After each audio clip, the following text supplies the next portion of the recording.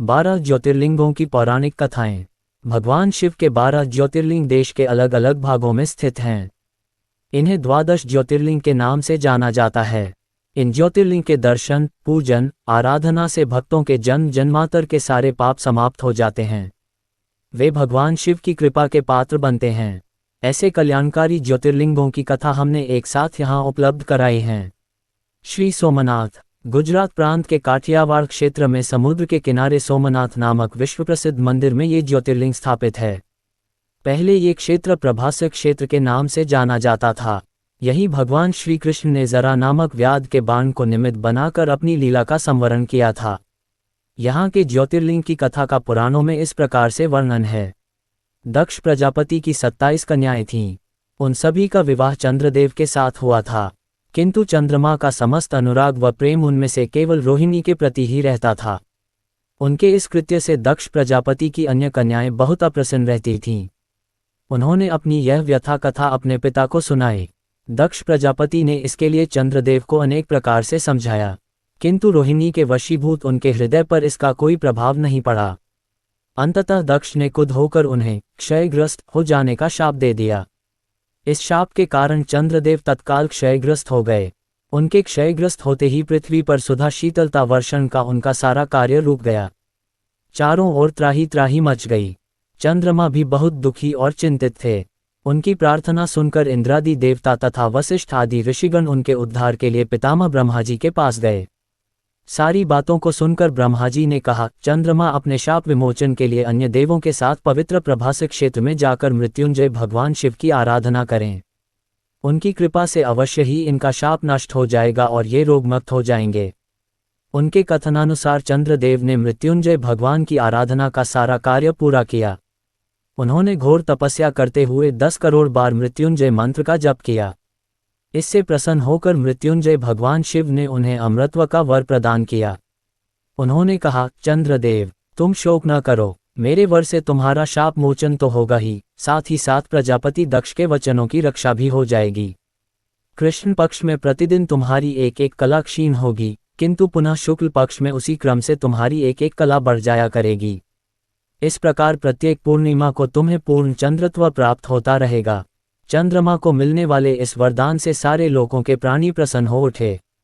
सुधाकर चंद्रदेव पुनः 10 दिशाओं में सुधा वर्षण का कार्य पूर्ववत करने लगे।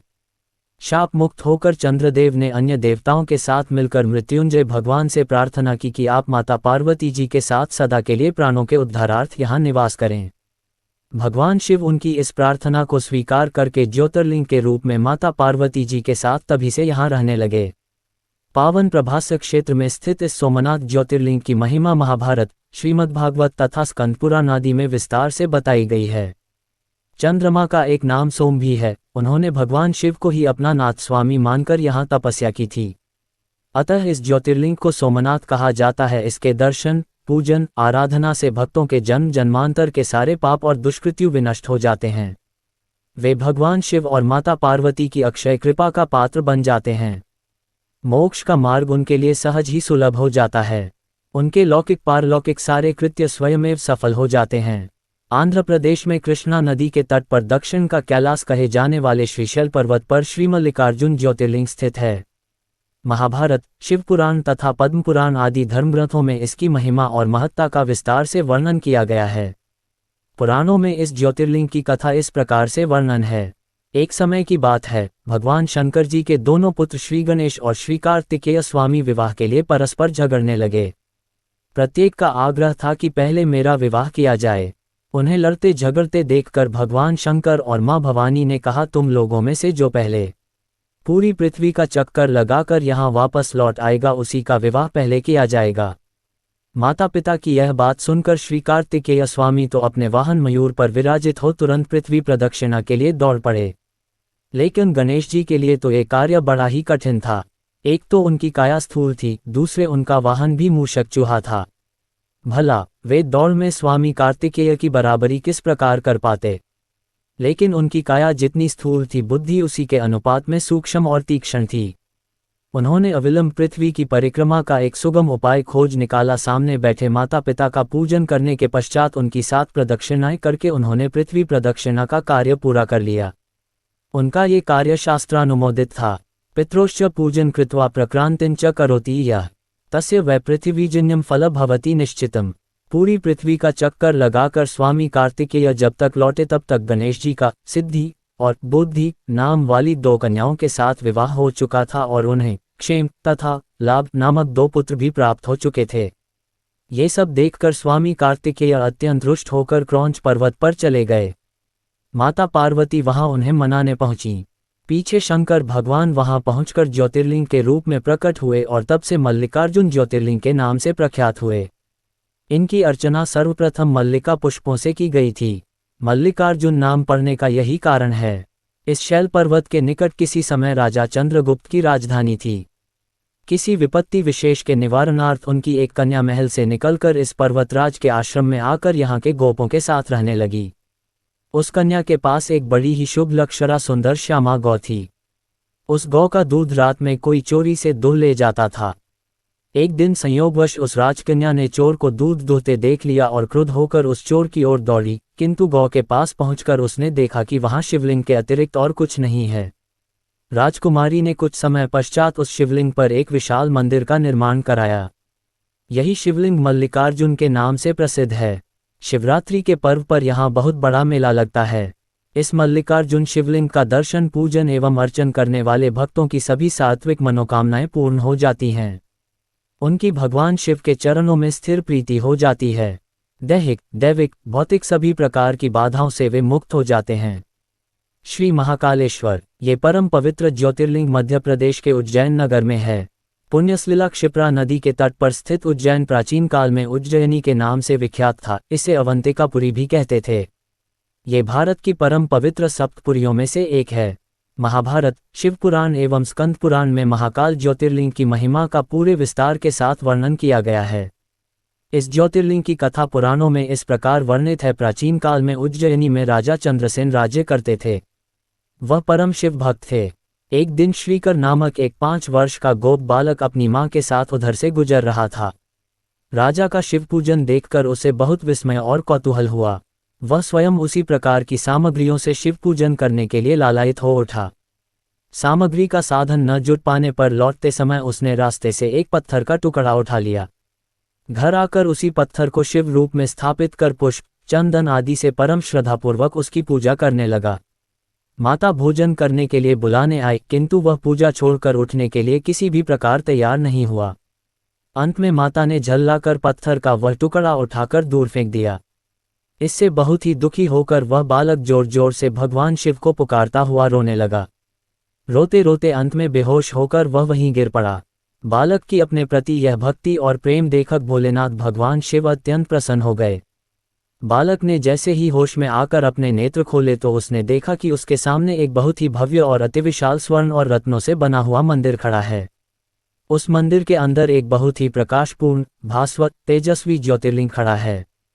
बच्चा प्रसन्नता और आनंद से विभोर होकर भगवान शिव की स्तुति करने लगा। माता को जब ये समाचार मिला तब दौड़कर उसने अपने प्यारे लाल को गले से लगा लिया। पीछे राजा चंद्रसेन ने भी वहां पहुंचकर उस बच्चे की भक्ति और सिद्धि की बड़ी सराहना की। धीरे धीरे वहां बड़ी भीड़ जुट गई। इतने में उस स्थान पर हनुमान जी प्रकट हो गए। उन्होंने कहा, मनुष्यों, भगवान शंकर शीघ्र फल देने वाले देवताओं में सर्वप्रथम हैं। इस बालक की भक्ति से प्रसन्न होकर उन्होंने इसे ऐसा फल प्रदान किया है जो बड़े बड़े ऋषि मुनि करोड़ों जन्मों की तपस्या से भी प्राप्त नहीं कर पाते। इस गोप बालक की 8वीं पीढ़ी में धर्मात्मा नंदगोप का जन्म होगा। द्वापर युग में भगवान विष्णु कृष्णावतार लेकर उनके वहां तरह तरह की लीलाएं करेंगे। जी इतना कहकर अंतर्धान हो गए। उस स्थान पर नियम से भगवान शिव की आराधना करते हुए अंत में श्रीकर गोप और राजा चंद्रसेन शिवधाम को चले गए। इस ज्योतिर्लिंग के विषय में एक दूसरी कथा इस प्रकार कही जाती है। किसी समय अवंतिकापुरी में वेदपाठी तपोनिष्ठ एक अत्यंत तेजस्वी ब्राह्मण रहते थे। एक दिन दूषण नामक एक अत्याचारी असुर उनकी तपस्या में विघ्न डालने के लिए वहां आया। ब्रह्मा जी से वर प्राप्त कर वह बहुत शक्तिशाली हो गया था। उसके अत्याचार से चारों ओर त्राही त्राही मची हुई थी। ब्राह्मण को कष्ट में पड़ा देखकर प्राणी मात्र का कल्याण करने वाले भगवान शंकर वहां प्रकट हो गए।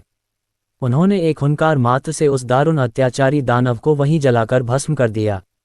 भगवान वहां हुंकार सहित प्रकट हुए, इसीलिए उनका नाम महाकाल पड़ गया। इसीलिए परम पवित्र ज्योतिर्लिंग को महाकाल के नाम से जाना जाता है। श्री ओंकारेश्वर श्री ममलेश्वर ये ज्योतिर्लिंग मध्य प्रदेश में पवित्र नर्मदा नदी के तट पर स्थित है। इस स्थान पर नर्मदा के दो धाराओं में विभक्त हो जाने से बीच में एक टापू सा बन गया है। इस टापू को माधाता पर्वत या शिवपुरी कहते हैं। नदी की एक धारा इस पर्वत के उत्तर और दूसरी दक्षिण होकर बहती है। दक्षिण वाली धारा ही मुख्य धारा मानी जाती है। इसी माधाता पर्वत पर श्री ओंकारेश्वर ज्योतिर्लिंग का मंदिर स्थित है। पूर्व काल में महाराज माधाता ने इसी पर्वत पर अपनी तपस्या से भगवान शिव को प्रसन्न किया था। इसी से इस पर्वत को माधाता पर्वत कहा जाने लगा। इस ज्योतिर्लिंग मंदिर के भीतर दो कोठरियों से होकर जाना पड़ता है। भीतर अंधेरा रहने के कारण यहाँ निरंतर प्रकाश जलता रहता है। ओंकारेश्वर लिंग मनुष्य निर्मित नहीं है, स्वयं प्रकृति ने इसका निर्माण किया है। इसके चारों ओर हमेशा जल भरा रहता है। संपूर्ण माधाता पर्वत ही भगवान शिव का रूप माना जाता है। इसी कारण इसे शिवपुरी भी कहते हैं। लोग भक्तिपूर्वक इसकी परिक्रमा करते हैं। कार्तिकी पूर्णिमा के दिन यहाँ बहुत भारी मेला लगता है। यहाँ लोग भगवान शिवजी को चने की दाल चढ़ाते हैं। रात्रि की शिव आरती का कार्यक्रम बड़ी भव्यता के साथ होता है। तीर्थयात्रियों को इसके दर्शन अवश्य करने चाहिए।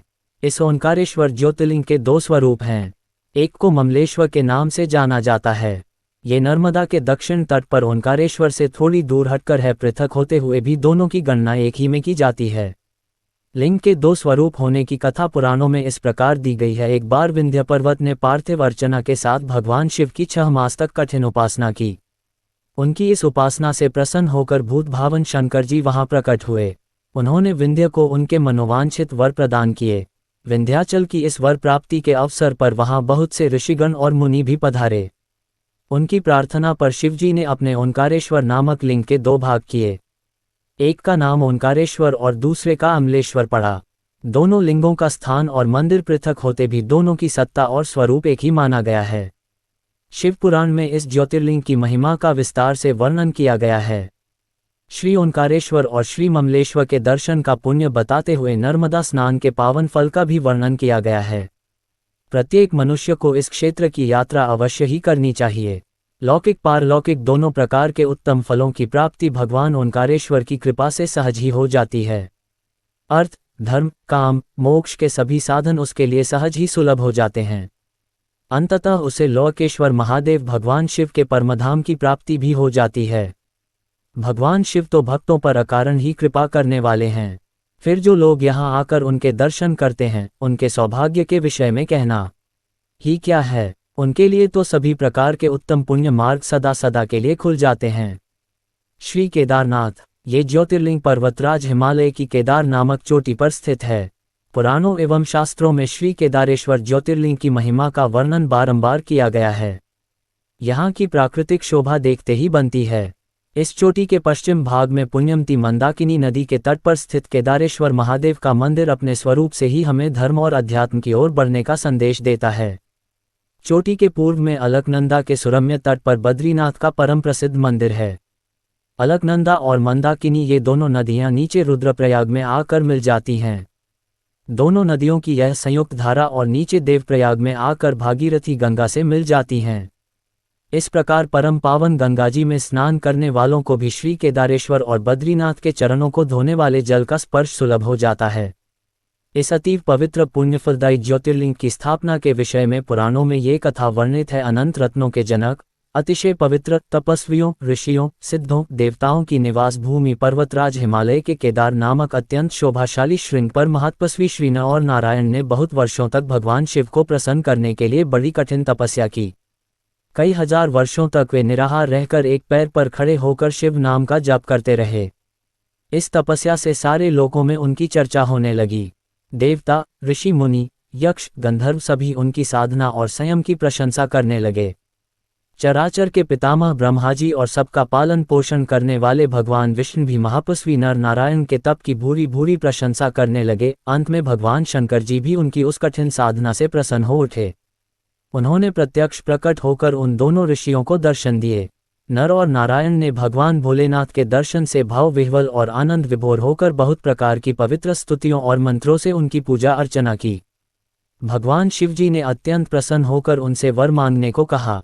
भगवान शिव की यह बात सुनकर दोनों ऋषियों ने उनसे कहा, देवाधिदेव महादेव, यदि आप हम पर प्रसन्न हैं तो भक्तों के कल्याण हेतु आप सदा सर्वदा के लिए अपने स्वरूप को यहाँ स्थापित करने की कृपा करें। आपके यहाँ निवास करने से यह स्थान सभी प्रकार से अत्यंत पवित्र हो उठेगा। यहाँ आपका दर्शन पूजन करने वाले मनुष्यों को आपकी अविनाशिनी भक्ति प्राप्त हुआ करेगी। प्रभो, आप मनुष्यों के कल्याण और उनके उद्धार के लिए अपने स्वरूप को यहाँ स्थापित करने की हमारी प्रार्थना अवश्य ही स्वीकार करें। उनकी प्रार्थना सुनकर भगवान शिव ने ज्योतिर्लिंग के रूप में वहां वास करना स्वीकार किया। केदार नामक हिमालय श्रृंग पर स्थित होने के कारण इस ज्योतिर्लिंग को श्री केदारेश्वर ज्योतिर्लिंग के रूप में जाना जाता है। भगवान शिव से वर मांगते हुए नर और नारायण ने इस ज्योतिर्लिंग और इस पवित्र स्थान के विषय में जो कुछ कहा है वह अक्षरशः सत्य है। इस ज्योतिर्लिंग के दर्शन पूजन तथा यहाँ स्नान करने से भक्तों को लौकिक फलों की प्राप्ति होने के साथ साथ अचल शिव भक्ति तथा मोक्ष की प्राप्ति भी हो जाती है। श्री भीमेश्वर, ये ज्योतिर्लिंग पुणे से लगभग 100 किलोमीटर दूर सह्याद्री की पहाड़ी पर स्थित है। इसे भीमाशंकर भी कहते हैं। इस ज्योतिर्लिंग की स्थापना के विषय में शिव पुराण में ये कथा वर्णित है। प्राचीन काल में भीम नामक एक महाप्रतापी राक्षस था। वह कामरूप प्रदेश में अपनी मां के साथ रहता था। वह महाबली राक्षस राज रावण के छोटे भाई कुंभकर्ण का पुत्र था, लेकिन उसने अपने पिता को कभी देखा न था। उसके होश संभालने के पूर्व ही भगवान राम के द्वारा कुंभकर्ण का वध कर दिया गया था। जब वह युवावस्था को प्राप्त हुआ तब उसकी माता ने उससे सारी बातें बताईं। भगवान विष्णु के अवतार श्री रामचंद्र जी द्वारा अपने पिता के वध की बात सुनकर वह महाबली राक्षस अत्यंत संतप्त और क्रुद्ध हो उठा। अब वह निरंतर भगवान श्री हरि के वध का उपाय सोचने लगा। उसने अपने अभीष्ट की प्राप्ति के लिए 1000 वर्ष तक कठिन तपस्या की। उसकी तपस्या से प्रसन्न होकर ब्रह्मा जी ने उसे लोक विजयी होने का वर दे दिया। अब तो वह राक्षस ब्रह्मा जी के उस वर के प्रभाव से सारे प्राणियों को पीड़ित करने लगा। उसने देवलोक पर आक्रमण करके इंद्र आदि सारे देवताओं को वहां से बाहर निकाल दिया। पूरे देवलोक पर अब भीम का अधिकार हो गया। इसके बाद उसने भगवान श्रीहरि को भी युद्ध में परास्त किया। श्रीहरि को पराजित करने के पश्चात उसने कामरूप के परम शिव भक्त राजा सुदक्षिण पर आक्रमण करके उन्हें मंत्रियों अनुचरों सहित बंदी बना लिया। इस प्रकार धीरे धीरे उसने सारे लोकों पर अपना अधिकार जमा लिया। उसके अत्याचार से वेदों, पुराणों, शास्त्रों और स्मृतियों का सर्वत्र एकदम लोप हो गया। वह किसी को कोई भी धार्मिक कृत्य नहीं करने देता था। इस प्रकार यज्ञ, दान, तप, स्वाध्याय आदि के सारे काम एकदम रुक गए। भीम के अत्याचार की भीषणता से घबराकर ऋषि मुनि और देवगण भगवान शिव की शरण में गए और उनसे अपना तथा अन्य सारे प्राणियों का दुख कहा। उनकी यह प्रार्थना सुनकर भगवान शिव ने कहा, मैं शीघ्र ही उस अत्याचारी राक्षस का संहार करूंगा। उसने मेरे प्रिय भक्त कामरूप नरेश सुदक्षिण को भी सेवकों सहित बंदी बना लिया है। वह अत्याचारी असुर अब और अधिक जीवित रहने का अधिकारी नहीं रह गया। भगवान शिव से यह आश्वासन पाकर ऋषि मुनि और देवगण अपने अपने स्थान को वापस लौट गए। इधर राक्षस भीम के बंदीगृह में पड़े हुए राजा सदक्षिण ने भगवान शिव का ध्यान किया। वे अपने सामने पार्थिव शिवलिंग रखकर अर्चना कर रहे थे। उन्हें ऐसा करते देख क्रोधोन्मत्त होकर राक्षस भीम ने अपनी तलवार से उस पार्थिव शिवलिंग पर प्रहार किया, किंतु उसकी तलवार का स्पर्श उस लिंग से हो भी नहीं पाया कि उसके भीतर से साक्षात शंकर जी वहां प्रकट हो गए। उन्होंने अपनी हुकार मात्र से उस राक्षस को वहीं जलाकर भस्म कर दिया। भगवान शिवजी का यह अद्भुत कृत्य देखकर सारे ऋषि मुनि और देवगण वहां एक होकर उनकी स्तुति करने लगे। उन लोगों ने भगवान शिव से प्रार्थना की कि महादेव, आप लोग कल्याणार्थ अब सदा के लिए यहीं निवास करें। यह क्षेत्र शास्त्रों में अपवित्र बताया गया है। आपके निवास से यह परम पवित्र पुण्य क्षेत्र बन जाएगा। भगवान शिव ने सबकी यह प्रार्थना स्वीकार कर ली। वहां वह ज्योतिर्लिंग के रूप में सदा के लिए निवास करने लगे। उनका ये ज्योतिर्लिंग भीमेश्वर के नाम से विख्यात हुआ। शिव पुराण में ये कथा पूरे विस्तार से दी गई है। इस ज्योतिर्लिंग की महिमा अमोघ है। इसके दर्शन का फल कभी व्यर्थ नहीं जाता। भक्तों की सभी मनोकामनाएं यहाँ आकर पूर्ण हो जाती हैं। श्री विश्वनाथ, ये ज्योतिर्लिंग उत्तर भारत की प्रसिद्ध नगरी काशी में स्थित है। इस नगरी का प्रलय काल में भी लोप नहीं होता। उस समय भगवान अपनी वासभूमि इस पवित्र नगरी को अपने त्रिशूल पर धारण कर लेते हैं और सृष्टि काल आने पर पुनः यथास्थान रख देते हैं। सृष्टि की आदि स्थली भी इसी नगरी को बताया जाता है। भगवान विष्णु ने इसी स्थान पर सृष्टि कामना से तपस्या करके भगवान शंकर जी को प्रसन्न किया था। अगस्त्य मुनि ने भी इसी स्थान पर अपनी तपस्या द्वारा भगवान शिव को संतुष्ट किया था। इस पवित्र नगरी की महिमा ऐसी है कि यहाँ जो भी प्राणी अपने प्राण त्याग करता है उसे मोक्ष की प्राप्ति होती है। भगवान शंकर उसके कान में तारक मंत्र का उपदेश करते हैं। इस मंत्र के प्रभाव से पापी प्राणी भी सहज ही भवसागर की बाधाओं से पार हो जाते हैं। विषयासक्त चित्तोपि त्यक्त धर्मरतिर्नरः एक क्षेत्रे मृत सोपि संसारे न पुनर्भवेत। अर्थात विषयों में आसक्त अधर्मी व्यक्ति भी यदि इस काशी क्षेत्र में मृत्यु को प्राप्त हो तो उसे भी पुनः संसार बंधन में नहीं आना पड़ता। मत्स्य पुराण में इस नगरी का महत्व बताते हुए कहा गया है, जप ध्यान और ज्ञानरहित तथा दुखों से पीड़ित मनुष्यों के लिए काशी ही एकमात्र परम गति है। श्री विश्वनाथ के आनंद कानन में दशाश्वमेध, लोलाक, बिंदुमाधव, केशव और मणिकर्णिका ये 5 प्रश्न तीर्थ हैं। इसी से इसे अविमुक्त क्षेत्र कहा जाता है। जप ध्यान विहीनाना ज्ञानवजित चित्तसाम ततो दुखाताना च गतिर्वाराणसी नृणाम तीर्थाना पंचकम सार विश्वेशानंद कान्ने दशाश्वमेध लोलाकः केशवो बिंदुमाधवः पंचमी तु महाश्रेष्ठा प्रोच्यते मणिकर्णिका अभिस्तु तीर्थवर्यशिच वर्ण्यते ह्यविमुक्तकम। इस परम पवित्र नगरी के उत्तर की तरफ ओंकारखंड, दक्षिण में केदारखंड और बीच में विश्वेश्वरखंड है।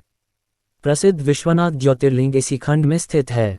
पुराणों में इस ज्योतिर्लिंग के संबंध में ये कथा दी गई है। भगवान शंकर पार्वती जी से विवाह करके कैलाश पर्वत रह रहे थे, लेकिन वहां पिता के घर में ही विवाहित जीवन बिताना पार्वती जी को अच्छा न लगता था। एक दिन उन्होंने भगवान शिव से कहा, आप मुझे अपने घर ले चलिए, यहाँ रहना मुझे अच्छा नहीं लगता। सारी लड़कियां शादी के बाद अपने पति के घर जाती हैं, मुझे पिता के घर में ही रहना पड़ रहा है। भगवान शिव ने उनकी यह बात स्वीकार कर ली। माता पार्वती जी को साथ लेकर अपनी पवित्र नगरी काशी में आ गए। यहाँ आकर वे विश्वनाथ ज्योतिर्लिंग के रूप में स्थापित हो गए। इस ज्योतिर्लिंग के दर्शन पूजन द्वारा मनुष्य समस्त पापों तापों से छुटकारा पा जाता है। प्रतिदिन नियम से श्री विश्वनाथ के दर्शन करने वाले भक्तों के योगक्षेम का समस्त भार भगवान शंकर अपने ऊपर ले लेते हैं। ऐसा भक्त उनके परमधाम का अधिकारी बन जाता है। भगवान शिवजी की कृपा उस पर सदैव बनी रहती है। श्री त्र्यंबकेश्वर ये ज्योतिर्लिंग महाराष्ट्र प्रांत में नासिक से 30 किलोमीटर दूर पश्चिम में स्थित है। इस ज्योतिर्लिंग की स्थापना के विषय में शिव पुराण में ये कथा वर्णित है। एक बार महर्षि गौतम के तपोवन में रहने वाले ब्राह्मणों की पत्नियां किसी बात पर उनकी पत्नी अहिल्या से नाराज हो गईं। उन्होंने अपने पतियों को ऋषि गौतम का अपकार करने के लिए प्रेरित किया। उन ब्राह्मणों ने इसके निमित्त भगवान श्री गणेश जी की आराधना की। उनकी आराधना से प्रसन्न हो गणेश जी ने प्रकट होकर उनसे वर मांगने को कहा। उन ब्राह्मणों ने कहा, प्रभो, यदि आप हम पर प्रसन्न हैं तो किसी प्रकार ऋषि गौतम को इस आश्रम से बाहर निकाल दें। उनकी यह बात सुनकर गणेश जी ने उन्हें ऐसा वर मांगने के लिए समझाया, किंतु वे अपने आग्रह पर अटल रहे। अंततः गणेश जी को विवश होकर उनकी बात माननी पड़ी। अपने भक्तों का मन रखने के लिए वे एक दुर्बल गाय का रूप धारण करके ऋषि गौतम के खेत में जाकर रहने लगे। गाय को फसल चरते देखकर ऋषि बड़ी नरमी के साथ हाथ में तृण लेकर उसे हाँकने के लिए लपके। उन तृणों का स्पर्श होते ही वह गाय वहीं मरकर गिर पड़ी। अब तो बड़ा हाहाकार मचा। सारे ब्राह्मण एकत्र हो गोहत्यारा कहकर ऋषि गौतम की भर्त्सना करने लगे। ऋषि गौतम इस घटना से बहुत आश्चर्यचकित और दुखी थे। अब उन सारे ब्राह्मणों ने कहा कि तुम्हें यह आश्रम छोड़कर अन्यत्र कहीं दूर चले जाना चाहिए। गोहत्यारे के निकट रहने से हमें भी पाप लगेगा। विवश होकर ऋषि गौतम अपनी पत्नी अहिल्या के साथ वहां से 1 कोस दूर जाकर रहने लगे, किंतु उन ब्राह्मणों ने वहां भी उनका रहना दूभर कर दिया। वे कहने लगे, गोहत्या के कारण तुम्हें अब वेद पाठ और यज्ञादि के कार्य करने का कोई अधिकार नहीं रह गया। अत्यंत अनुनय भाव से ऋषि गौतम ने उन ब्राह्मणों से प्रार्थना की कि आप लोग मेरे प्रायश्चित और उद्धार का कोई उपाय बताएं। तब उन्होंने कहा, गौतम, तुम अपने पाप को सर्वत्र सबको बताते हुए 3 बार पूरी पृथ्वी की परिक्रमा करो, फिर लौटकर यहाँ 1 महीने तक व्रत करो।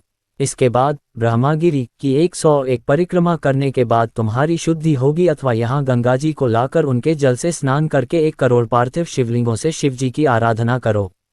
इसके बाद पुनः गंगा जी में स्नान करके इस ब्रह्मगिरी की 11 बार परिक्रमा करो। फिर 100 घड़ों के पवित्र जल से पार्थिव शिवलिंगों को स्नान कराने से तुम्हारा उद्धार होगा।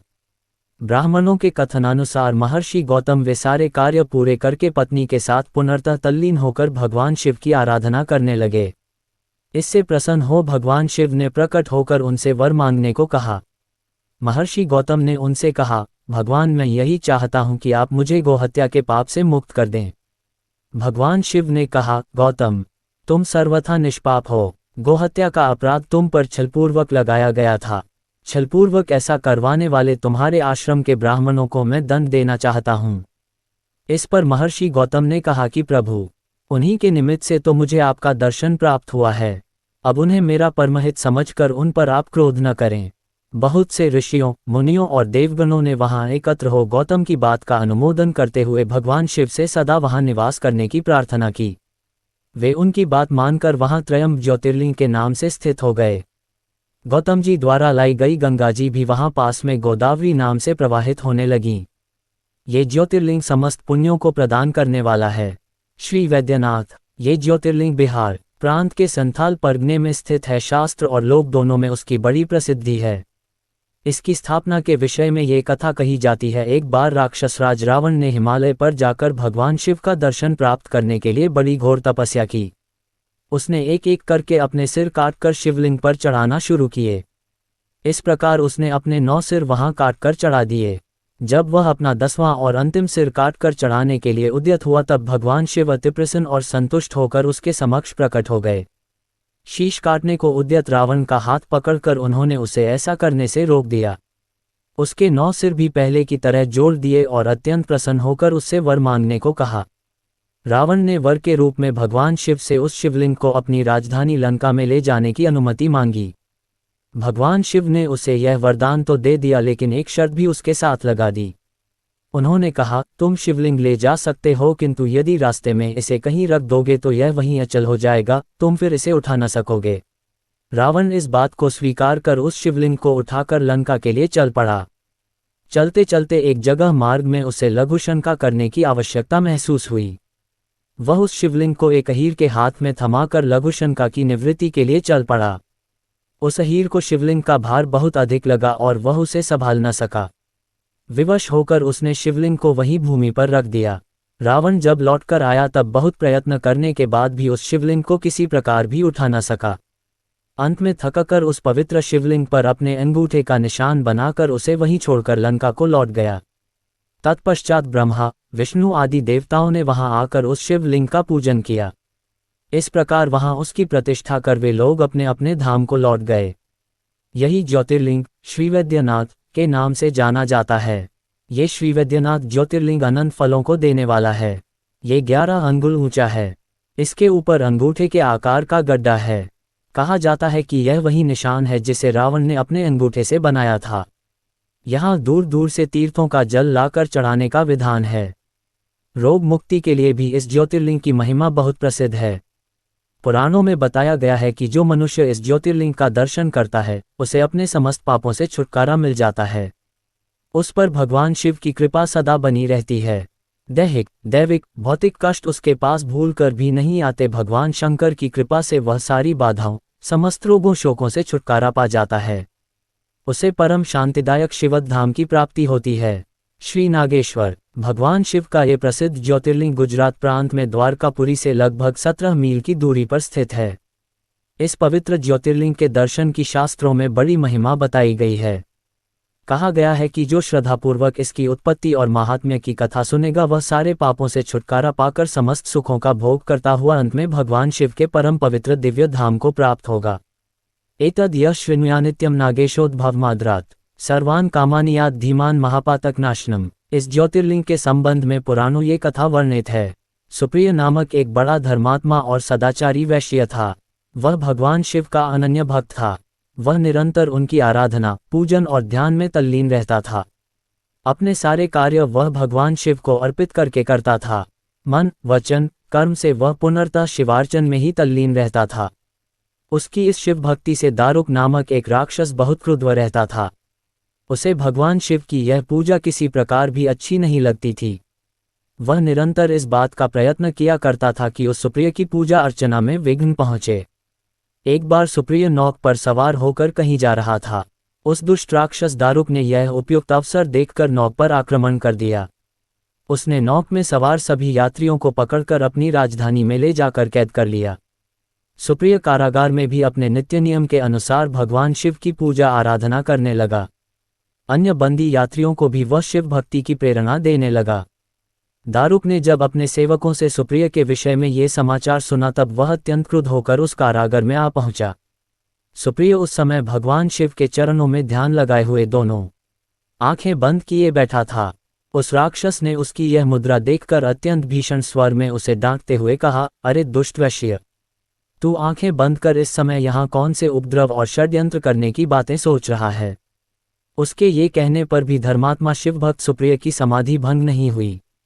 अब तो वह दारुक राक्षस क्रोध से एकदम पागल हो उठा। उसने तत्काल अपने अनुचरों को सुप्रिय तथा अन्य सभी बंदियों को मार डालने का आदेश दे दिया।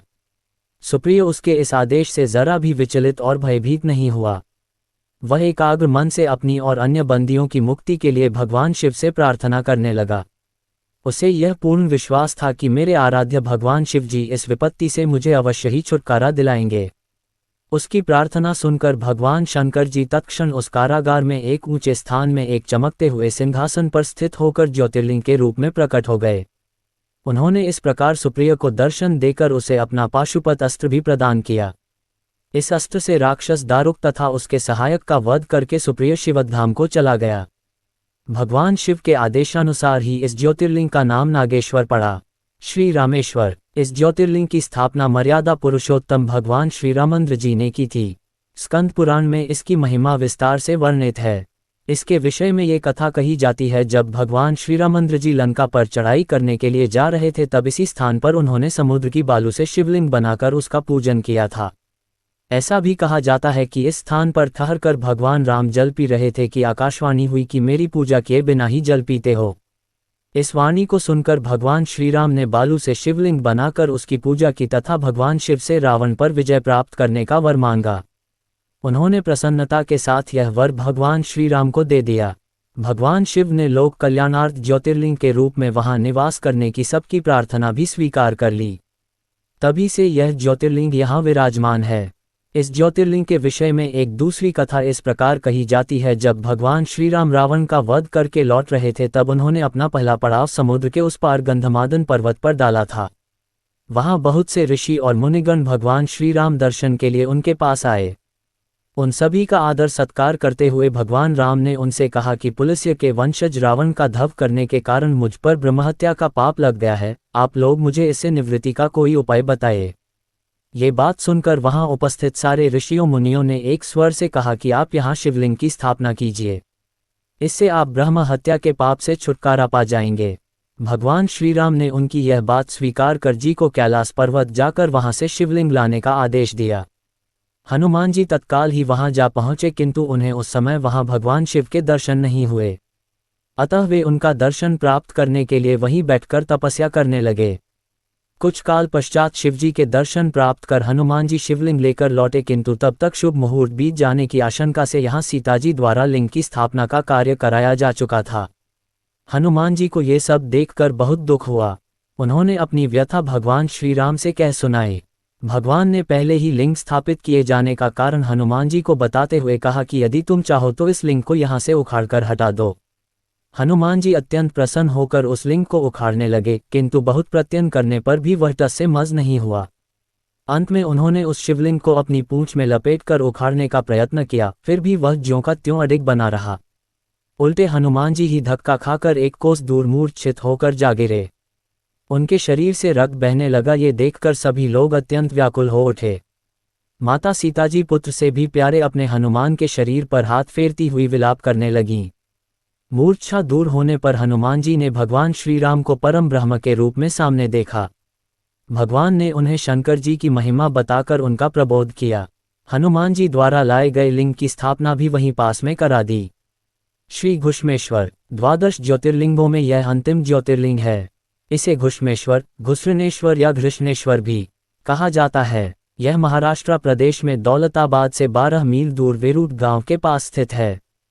इस ज्योतिर्लिंग के विषय में पुराणों में ये कथा वर्णित है। दक्षिण देश में देवगिरी पर्वत के निकट सुधर्मा नामक एक अत्यंत तेजस्वी तपोनिष्ठ ब्राह्मण रहता था। उसकी पत्नी का नाम सुदेहा था। दोनों में परस्पर बहुत प्रेम था। किसी प्रकार का कोई कष्ट उन्हें नहीं था, लेकिन उन्हें कोई संतान नहीं थी। ज्योतिष गणना से पता चला कि सुदेहा के गर्भ से संतानोत्पत्ति हो ही नहीं सकती। सुदेहा संतान की बहुत ही इच्छुक थी। उसने सुधर्मा से अपनी छोटी बहन से दूसरा विवाह करने का आग्रह किया। पहले तो सुधर्मा को ये बात नहीं जची, लेकिन अंत में उन्हें पत्नी की जिद के आगे झुकना ही पड़ा। वे उसका आग्रह टाल नहीं पाए। वे अपनी पत्नी की छोटी बहन घुष्मा को ब्याह कर घर ले आए। घुष्मा अत्यंत विनीत और सदाचारिणी स्त्री थी। वह भगवान शिव की अनन्य भक्ता थी। प्रतिदिन 101 पार्थिव शिवलिंग बनाकर हृदय की सच्ची निष्ठा के साथ उनका पूजन करती थी। भगवान शिवजी की कृपा से थोड़े ही दिन बाद उसके गर्भ से अत्यंत सुंदर और स्वस्थ बालक ने जन्म लिया। बच्चे के जन्म से सुदेहा और घुष्मा दोनों के ही आनंद का पार न रहा। दोनों के दिन बड़े आराम से बीत रहे थे, लेकिन न जाने कैसे थोड़े ही दिनों बाद सुदेहा के मन में एक कुविचार ने जन्म ले लिया। वह सोचने लगी, मेरा तो इस घर में कुछ है नहीं, सब कुछ घुष्मा का है। अब तक सुधर्मा के मन का कुविचार रूपी अंकुर एक विशाल वृक्ष का रूप ले चुका था। अंततः एक दिन उसने घुष्मा के युवा पुत्र को रात में सोते समय मार डाला। उसके शव को ले जाकर उसने उसी तालाब में फेंक दिया जिसमें घुष्मा प्रतिदिन पार्थिव शिवलिंगों को फेंका करती थी। मेरे पति पर भी उसने अधिकार जमा लिया, संतान भी उसी की है। ये कुविचार धीरे धीरे उसके मन में बढ़ने लगा। इधर घुष्मा का वह बालक भी बड़ा हो रहा था। धीरे धीरे वह जवान हो गया, उसका विवाह भी हो गया। अब तक सुधर्मा के मन का कुविचार रूपी अंकुर एक विशाल वृक्ष का रूप ले चुका था। अंततः एक दिन उसने घुष्मा के युवा पुत्र को रात में सोते समय मार डाला। उसके शव को ले जाकर उसने उसी तालाब में फेंक दिया जिसमें घुष्मा प्रतिदिन पार्थिव शिवलिंगों को फेंका करती थी। सुबह होते ही सबको इस बात का पता लगा। पूरे घर में कोहराम मच गया। सुधर्मा और उसकी पुत्रवधू दोनों सिर पीटकर फूट फूट कर रोने लगे, लेकिन घुष्मा नित्य की भांति भगवान शिव की आराधना में तल्लीन रही, जैसे कुछ हुआ ही न हो। पूजा समाप्त करने के बाद वह पार्थिव शिवलिंगों को तालाब में छोड़ने के लिए चल पड़ी। जब वह तालाब से लौटने लगी उसी समय उसका प्यारा लाल तालाब के भीतर से निकलकर आता हुआ दिखलाई पड़ा। वह सदा की भांति आकर घुष्मा के चरणों पर गिर पड़ा, जैसे कहीं आसपास से ही घूमकर आ रहा हो। इसी समय भगवान शिव भी वहां प्रकट होकर घुष्मा से वर मांगने को कहने लगे। वह सुदेहा की घनौनी करतूत से अत्यंत क्रुद्ध हो उठे थे। अपने त्रिशूल द्वारा उसका गला काटने को उद्यत दिखलाई दे रहे थे। घुष्मा ने हाथ जोड़कर भगवान शिव से कहा, प्रभो, यदि आप मुझ पर प्रसन्न हैं तो मेरी उस अभागिन बहन को क्षमा कर दें। निश्चित ही उसने अत्यंत जघन्य पाप किया है, किंतु आपकी दया से मुझे मेरा पुत्र वापस मिल गया। अब आप उसे क्षमा करें और प्रभो, मेरी एक प्रार्थना और है, लोक कल्याण के लिए आप इस स्थान पर सर्वदा के लिए निवास करें। भगवान शिव ने उसकी ये दोनों बातें स्वीकार कर लीं। ज्योतिर्लिंग के रूप में प्रकट होकर वह वहीं निवास करने लगे। सती शिव भक्त घुष्मा के आराध्य होने के कारण वे यहाँ घुष्मेश्वर महादेव के नाम से विख्यात हुए। घुष्मेश्वर ज्योतिर्लिंग की महिमा पुराणों में बहुत विस्तार से वर्णित की गई है। इनका दर्शन लोक परलोक दोनों के लिए अमोघ फलदायी है।